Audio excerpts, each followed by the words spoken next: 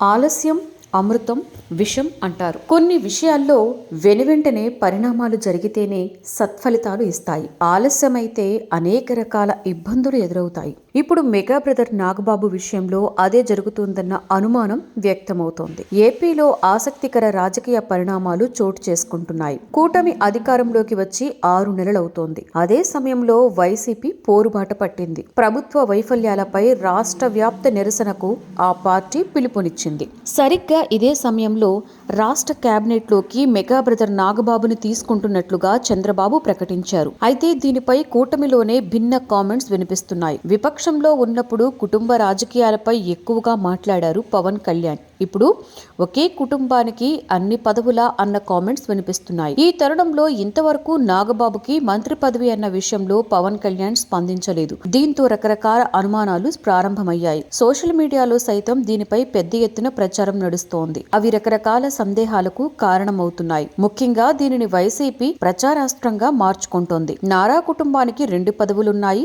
రాష్ట్ర ముఖ్యమంత్రిగా నారా చంద్రబాబు నాయుడు వ్యవహరిస్తున్నారు. మంత్రిగా నారా లోకేష్ ఉన్నారు. మరోవైపు మెగా కుటుంబం నుండి డిప్యూటీ సీఎం గా పవన్ కళ్యాణ్ ఉన్నారు. ఇప్పుడు మంత్రిగా మెగా బ్రదర్ నాగబాబును తెస్తే 2 కుటుంబాలే ప్రభుత్వాన్ని పంచుకుంటున్నాయి అన్న విమర్శ రాకమానదు. ఇప్పటికే వైసీపీ నేతలు కూటమి ప్రభుత్వాన్ని మల్టీస్టార్ గవర్నమెంట్ గా చెబుతున్నారు. అయితే ప్రభుత్వంలో నారాతో పాటు కొణిదెల కుటుంబానికి ప్రాధాన్యం దక్కుతోంది. కానీ నందమూరి కుటుంబానికి ఛాన్స్ లేకుండా పోయింది అన్న విమర్శ ఉంది. ఇంకోవైపు జనసేనలో సైతం మరొక రకమైన విమర్శ ఉంది. జనసేన ఎన్నికల్లో 21 అసెంబ్లీ స్థానాలలో విజయాన్ని సాధించింది. 3 మంత్రి పదవులను సొంతం చేసుకుంది. అయితే మంత్రులు 3 అగ్రకులాలకు చెందినవారే. అందులో 2 కాపు సామాజిక వర్గానికి చెందినవారే. మిగతా 1 కమ్మ సామాజిక వర్గం. దీంతో బీసీలకు కనీస ప్రాతినిధ్యం లేకుండా పోయింది అన్న విమర్శ ఉంది. ఇప్పుడు జనసేనకు లభిస్తున్న ఆ ఒక్క మంత్రి పదవి బీసీలకు ఇస్తే బాగుంటుంది అన్న అభిప్రాయం పార్టీ నుండి వ్యక్తమవుతోంది. ఈ పరిణామాల నడుమ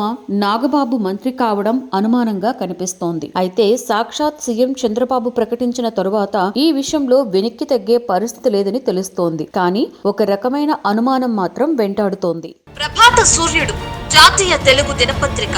ప్రతి అక్షరం నిజం వైపు. నిజం దాగదు, వార్త ఆగదు.